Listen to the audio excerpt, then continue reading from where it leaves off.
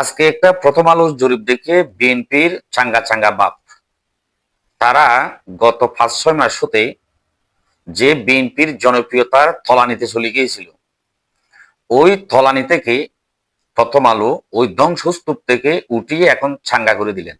এই জন্য প্রথম আলোকে ধন্যবাদ। তারা বিএনপি খুশিতে এত আত্মহারা হয়েছেন। আমাদের বিএনপির স্ট্যান্ডিং কমিটির সদস্য জনাব নজরুল ইসলাম খান, বয়স্ক মানুষ, অত্যন্ত ভালো মানুষ, উনি প্রথম আলোকে বলেন, প্রথম আলোর জরিপ দেখে কোন কোন দল হতাশাগ্রস্ত হয়ে বিএনপির বিরুদ্ধে ষড়যন্ত্রের অংশ নিতে পারে। এক ধাপ এগিয়ে গেলেন। আরেকজন লিখেছেন, প্রথম আলোর এই জরিপের পর আমি গোপন সংবাদের ভিত্তিতে জানতে পারলাম জামাত সহ 8 দলের অলরেডি হাঁটু কাঁপুনি শুরু হয়ে গেছে। বাপ, চাঙ্গা হইতে হইতে 1 ঘন্টার মধ্যে মহা চাঙ্গা। মাশাআল্লাহ মাশাআল্লাহ। এখন প্রথম আলো জরিপ দিয়েছে বিএনপি 65.90%, জামাত ইসলাম 25.9%, এনসিপি 0.8%, আওয়ামী লীগ 7.2%।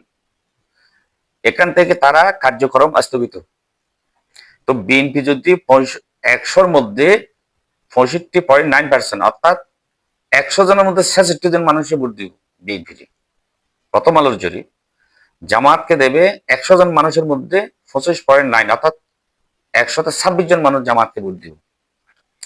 এনসিপি কে 0.8%, অর্থাৎ 1200 জন মানুষের মধ্যে একজনে ভোট দিবে এনসিপি কি। একবারে ঠাসাই তলায় দিলেন। আচ্ছা, ইসলামী আন্দোলন চরমনাইকে বাদ দিলেন। ইসলামী আন্দোলন চরমনাই কত বড় দল এটা এখন টের পাবা না, তোমাদের টের পাইতে আমরা দেবও না। বোর্ডের পরে টের পাবা আল্লাহ মামুনুল হক কি জিনিস, ইসলামী আন্দোলন চরমনাই মুফতি ফয়জুল করিম রেজাউল করিম কি জিনিস, টের পাবা পরে, এখন টের পাবা না। তো যাই হোক, বিএনপি যে মানে হতাশায় ভুগছিলেন, এই প্রথম আলো যে হতাশা থেকে উঠে একটা চাঙ্গা চাঙ্গা ভাবে নিয়ে গেলেন, এই জন্য প্রথম আলোকে ধন্যবাদ। আচ্ছা, জামাতকে আপনি ঠেলতে ঠেলতে একদম নিচে নামাইতে গিয়েছেন, এই জন্য আপনি ভোট দিলেন 25.9%। এত আমরা খুশি ভাই। আমি প্রথম আলোকে বলি 25.9 দিচ্ছেন, আমাদেরকে নিচে নামাতে গিয়েছেন, নিচে নামালেও আমরা খুশি। 25.9% পেলেও আমরা 26%, এটা পেলেও আমরা খুশি। আর বিএনপিকে যে 65% দিয়েছেন, বিএনপি পেয়ে গেছে, এখন তারা এখন খুশিতে চাঙ্গা থাকুক, আমরাও চাই। আর বিএনপি কত পার্সেন্ট ভোট পেয়েছে গত জীবনে, সামনে কত পার্সেন্ট ভোট পাবে আমরা ভালো করে জানি।